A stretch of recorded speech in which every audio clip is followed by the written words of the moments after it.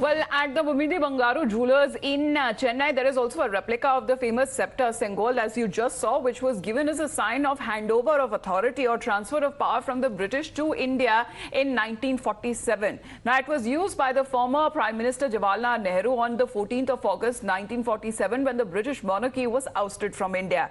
Now, the sengol'the that was created in 1947, that was made by a jeweler, Vummidi Bangaru Chetty, under the guidance of the Thiruvaduturai Adhinam, a mutt in Tamil Nadu, and we are currently joined by Jithendra Vummidi, who is the great-grandson of the jeweler Vummidi Bangaru Chetty as well. Thank you very much, sir, for taking out your time and speaking to us right here on Times Now. Could you explain to us the very significance of sengol'the and what it really means in Tamil culture back then, and the kind of importance that is now it is given to it, right, that it will be placed in the new Parliament building, sir? Okay, the sengol'the is a symbol of transfer of power from one king to the other. It used to be done followed by the Chola kingdom. So the high priest of the kingdom would have it made and then sanctify it and get it blessed and then give it to the new king for him to enable the new king to rule his land and people justly and wisely. This was the significance of the sengol'the. And the same thought process was applied when Rajaji was asked by Pandit Jawaharlal Nehru to find a symbol for the transfer of power from the British to India. So he had this. There's a sect of religious saints in this Thiruvaduturai Adhinam, which to whom Rajaji contacted. And they had given him the design for the sengol'the, and the same was then given to my grandfather to get it made. This was in 1947, and all this came to light through an article that appeared in a magazine called Ananda Vigadan. The editor and the owner of the magazine, Mr. Srinivasan, is a good friend of my brother Amarendran.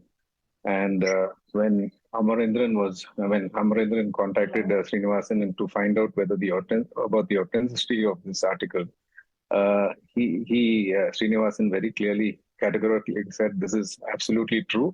It has appeared in a magazine, and we are only taking out those bits of that and putting it in our magazine." So then Amar researched further into this, and he found that this particular sengol'the was displayed in the museum in Allahabad. So we had people go down there and measure the sengol'the, take all the details, the measurements, and the design of the sengol'the, and we got that details to our workshop.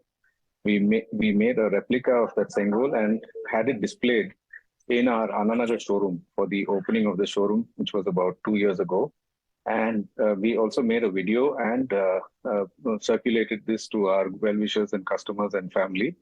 And somehow this came to the reach or in the news of the PM Modi, who was intrigued by all of this, and he asked his office to check the veracity of the information. And once the PMO's office were able to say that this is authentic, then he sent his team of people to meet us and talk to us about the details of the sengol'the. The sengol'the was made by my grandfather in 1947, and my uncle, Sri Vummidi who's 96 years old, was 21 at the time. And he recalls the event. And he mentioned how it was made and how it was put into a box and then delivered. And this was the same was carried to Delhi and handed over to Lord Mountbatten, who in turn gave it back to the priest, and the priest got it blessed and delivered it to Pandit Jawaharlal Nehru. And this signified the transfer of power from the British to India. And my father, who was 5 years old at that time, doesn't recall the event, but then he remembers seeing a picture of the sengol'the right. So also now in fact talking about its labeling, it was in fact labeled as Nehru's walking stick in the Allahabad Museum, now which many call it a grave injustice. What is your opinion over the same? See, the thing is, what is known to one, if it is not known to the other, then it is just sheer ignorance. So we cannot treat ignorance as disrespect. So this is just like, you believe in something and therefore you have more faith in it. They did not know what it signified. So therefore, the important thing is that it was kept in good shape.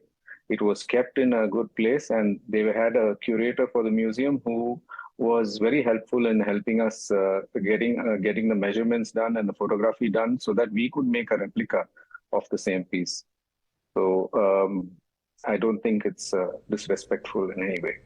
Right, but Mr. Vummidi, how would you really, do you think of the Sengol, which really symbolizes one of the greatest moments in independent India's existence, just disappeared from the collective memory of the country altogether, sir? See, like I said,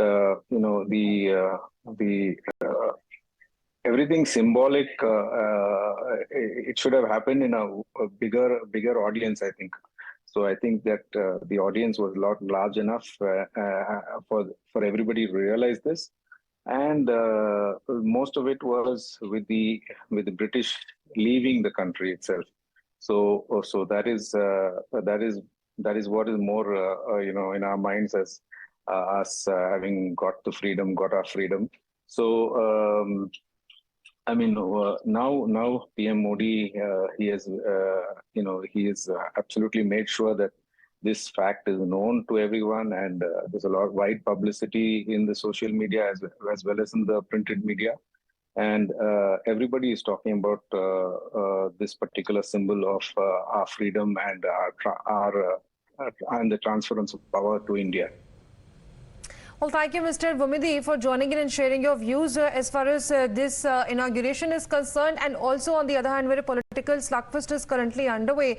But all eyes will be now on May 20th, when the inauguration of the new parliament is going to take place. With that, we're taking a short break. We'll be right back.